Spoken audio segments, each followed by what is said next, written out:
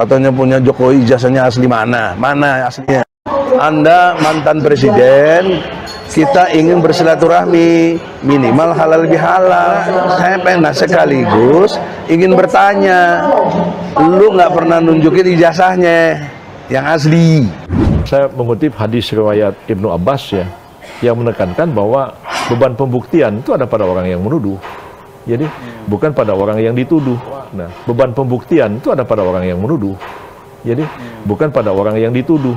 Nah, 2 minggu akan datang, saya minta masyarakat dengan kecerdasannya untuk bersikap.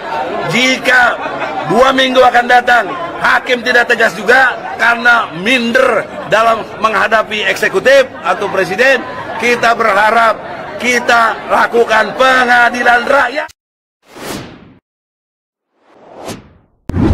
jadi kewajiban untuk membuktikan suatu tuduhan itu kan pada orang yang menuduh, bukan orang yang dituduh yang harus membuktikan, apalagi majelis hakim disuruh buktikan. Hakim itu kan netral, dia tengah-tengah. Ada para pihak bersengketa, ya bilang ya silakan ajukan bukti-bukti. Satu lagi pernyataan Anda tadi, harusnya orang yang berani menyatakan ini palsu harus bisa memberikan yang asli. Tapi di sisi lain Anda membenarkan juga Bang Tri, dalam arti dia sudah melakukan proses penelitian 3 tahun, ada ciri-cirinya sudah dibuktikan depan hakim, stempelnya aja beda, tahunnya beda. Anda nggak tahu itu, tapi Anda sok tahu gitu loh. Anda bagaimana? Sanggahan Anda bagaimana? Nanti kan dinilai oleh hakim, mana yang benar, mana yang salah. Lalu hakim kemudian memutuskan. Nah, dari bukti-bukti yang dibawa ke pengadilan itu, baik bukti surat maupun bukti keterangan saksi, keterangan ahli, itu menurut penglihatan saya kurang memadai. Gitu. Pakai dalil yang kalau siapa yang menuduh dia harus membuktikan. Ada lagi satu dalil yang Pak Kiai sampaikan tadi, kaitannya dengan pembuktian ini. Ketika di PN, Bambang Tri dan Gus Nur dihukum 6 tahun, tuntutannya 10 tahun. Harusnya sih nggak dihukum kalau hakimnya itu tidak berpihak. Udah pasti hakim berpihak itu. Nah, karena ketakutan Tuhannya Jokowi, ya, bukan Allah. Meskipun sudah diberikan kesempatan yang seluas-luasnya untuk membentangkan argumen dan bukti-bukti ke persidangan, tapi ya sayangnya menurut pengamatan saya sih mereka tidak berhasil untuk membuktikan apa yang mereka dalilkan di persidangan.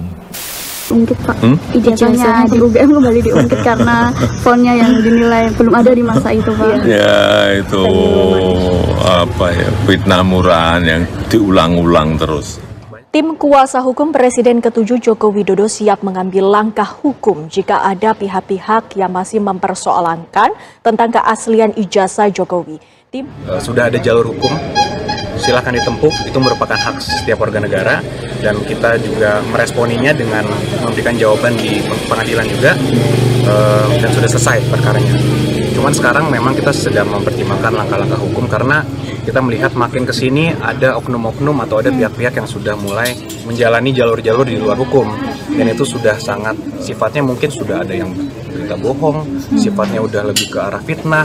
Muncullah ide mubahalah itu karena saya merasa nggak punya apa-apa, saya nggak punya sarana untuk melawan gitu kan, saya nggak punya SDM untuk melawan.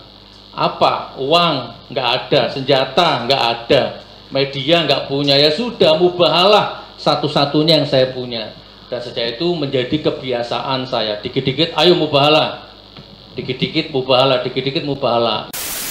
Ya Allah, ya Allah, kalau yang saya ucapkan selama ini, kalau yang saya ucapkan selama ini, kalau yang saya tulis selama ini, kalau yang saya tulis selama ini ternyata fitnah, ternyata fitnah, ternyata bohong, ternyata bohong, ternyata tidak benar, ternyata tidak benar, maka hancurkan hidupku, maka ya Allah. hancurkan hidupku ya Allah, cabut keberkahan hidupku, cabut ya keberkahan hidupku ya Allah, hina-dinakan hidupku, ya hina-dinakan hidupku ya Allah. Matikan. Dalam konteks Quran begini, Ali Imran ayat 61 menyatakan dengan jelas, siapa yang membantahmu dalam hal ini setelah engkau memperoleh ilmu, katakanlah Muhammad, marilah kita panggil anak-anak kami dan anak-anak kamu.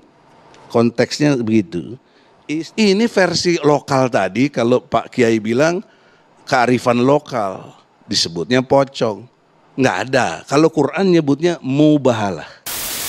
Dan saya katakan di dalam Al-Quran itu saya mengutip 3 ayat, ya, ayat surat An-Nisa ayat ke-8 kalau nggak salah ingat, ayat ke-135, Al-Maidah ayat 8 begitu ya, yang menekankan tentang kita itu disuruh bikin pengadilan, ya kan? Dan supaya kita mengadili manusia itu, memutuskan masalah hukum di antara manusia itu dengan adil, begitu ya. Bahkan diingatkan jangan kebencian kalian kepada satu golongan menyebabkan kalian berlaku tidak adil terhadap mereka. Berlaku adillah karena adil itu lebih dekat kepada takwa. Bahkan saya sebutkan ini surat An-Nisa ayat 135 itu mengingatkan ya para hakim dan semua pihak ya supaya kita itu menegakkan hukum dengan adil. Oleh karena itu tidak bermaksud menggugat siapapun, tapi ini refleksi tauhid. Kalian kan beriman, para pejabat, kau kan beriman. Allah bertanya, apa yang telah kamu kerjakan? Persiapan mentalitas dan kerjamu yang konkret untuk hari akhir kamu itu. Karena Allah maha teliti, Allah akan perlihatkan nanti hasil kerja kamu. Contoh nanti surat 9 ayat 105, Allah akan viralkan apa yang kamu kerjakan. Allah lihat lagi banyak ayat-ayat yang berkait dengan pertanggungjawaban akhirat. Oleh karena itu kita dalam rangka sekarang adalah menjalankan perintah Allah dalam surat ke-61 ayat 4, Sofan ka'annahum bunyanu marsus. Kalau mau diperdebatkan, ya nggak akan selesai, ya. Katakanlah orang Islam suruh berdebat sama orang Hindu tentang Tuhan, ya jelas konsepnya beda. Ya kalau berdebat terus nggak akan selesai. Begitu juga misalnya orang Yahudi suruh berdebat sama orang Kristen, nggak akan selesai. Jadi terhadap hal-hal seperti itu dikatakan, biarlah Allah akan memberikan keputusan terhadap apa yang kalian perselisihkan itu di akhirat nanti. Matikan aku ya Allah dalam kondisi kafir, kufur dan mengenaskan. Tetapi ya Allah, kalau ternyata apa yang saya katakan selama ini, yang saya tulis selama ini benar adanya, maka hancurkan, laknat, hina dinakan, cabut berkah rumah tangganya, cabut berkah rezekinya, siapapun saja yang menantangnya, yang tidak mempercayainya. Bahkan saya lihat Anda profesor luar biasa, anugerah Allah. Anda punya teori nggak? Siap. Teori Anda punya nggak? Apa teori Anda? Saya silakan baca aja karya saya, Pak. Saya tidak akan seperti Bambang Tri yang melakukan penelitian, tidak saya diseminasi. Saya selalu menulis di jurnal dan banyak tulisan. Teorinya apa? Itu kan pustaka. Kalau Einstein teorinya relativitas. Anda apa teori Anda? Saya lebih ke dalam kesantunan berbahasa saya. Apa? Politeness, kesantunan berbahasa. Kesantunan berbahasa. Coba diteorikan bagaimana penjelasannya supaya nanti bisa menjelaskan. Saudara selaku ahli kan pernah punya penelitian, pasti punya teori kan gitu loh, yang saudara pegang itu teori.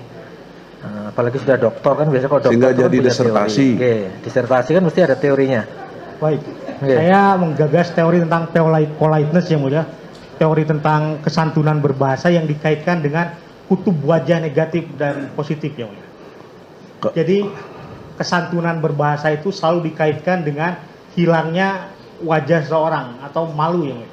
Jadi tuturan yang tidak santun itu tuturan yang dikatakan sebagai FTA, face restricting act yang mulia, sebagai tindakan yang mengancam wajah. Kesantunan berbahasa, kesantunan berbahasa berpengaruh kepada wajah seorang.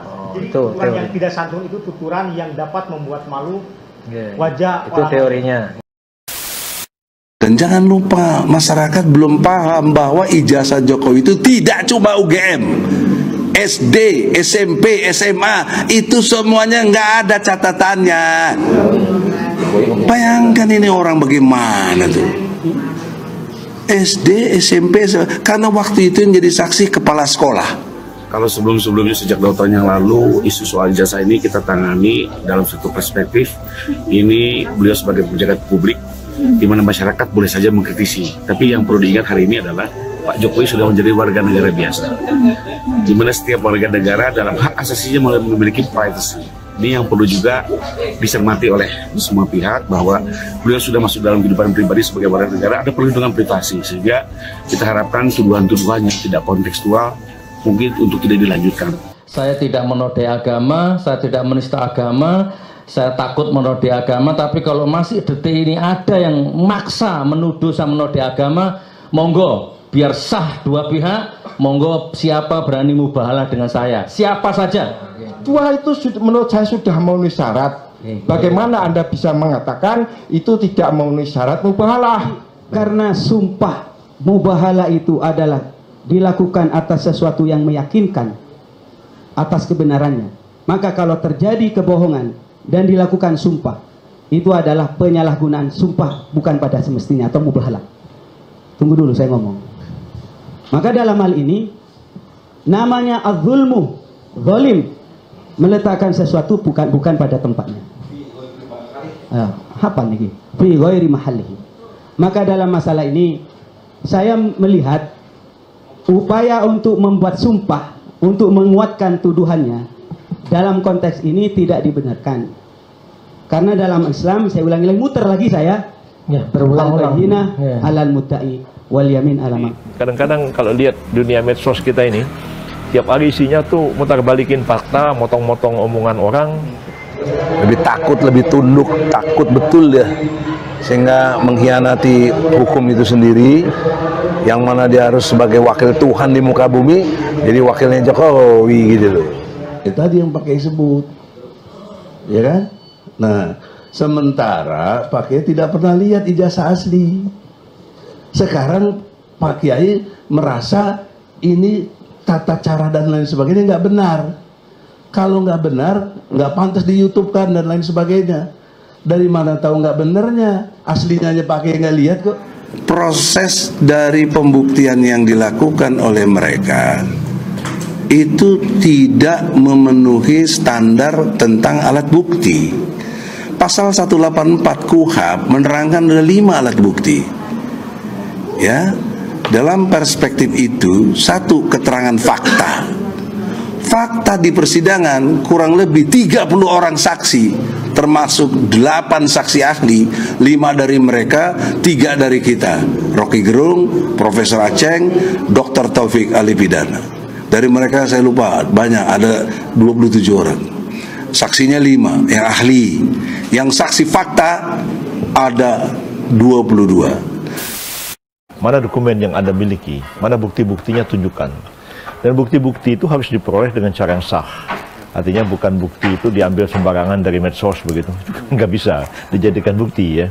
Link berita itu nggak bisa dijadikan bukti. Bukti itu harus bukti yang asli. Bukti yang asli dan bukti itu harus diperoleh dengan cara yang sah dan benar. Kalau tidak memenuhi syarat-syarat itu, bukti itu akan ditolak. Kasusnya dalam masalah ini tidak ada tuduhan dan orang yang disakiti. Dalam pengertian dituduh. Kalaulah salah, tidak ada implikasi berkaitan dengan misalnya orang itu akan tercemar namanya dan sebagainya. Itu soal ijtihadiyah.